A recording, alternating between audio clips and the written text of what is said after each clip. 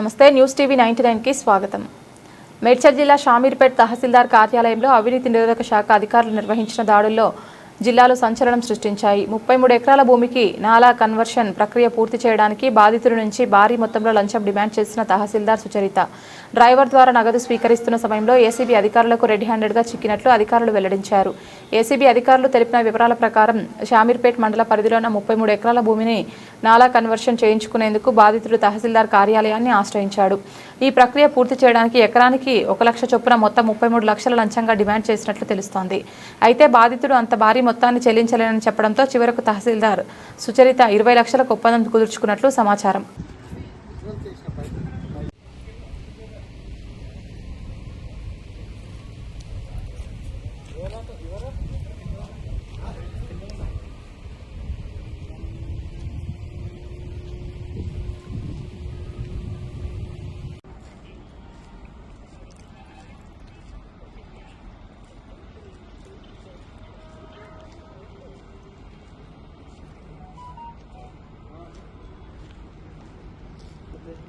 నమస్తే అండి, నా పేరు Anand Kumar, DSP ACB Rangareddy division.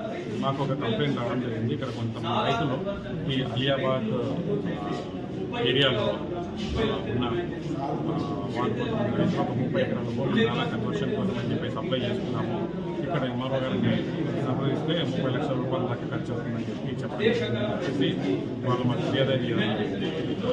1 ఎకరానికి 1 లక్ష రూపాయలు చొప్పున ఎంఆర్ఓ గారు తహసీల్దార్ అయిన సుచరిత గారు డిమాండ్ చేస్తున్నారని మాకు చెప్పడం జరిగింది। సో వాళ్ళ యొక్క కంప్లైంట్ని మేము తీసుకొని ఈరోజు దాన్ని విడతల వారీగా 1 లక్ష రూపాయలకి 1 ఎకరం చొప్పున ఇవ్వడానికి తను ఒప్పుకుంది। మళ్ళీ ఫర్దర్గా రిక్వెస్ట్ చేస్తున్నాం।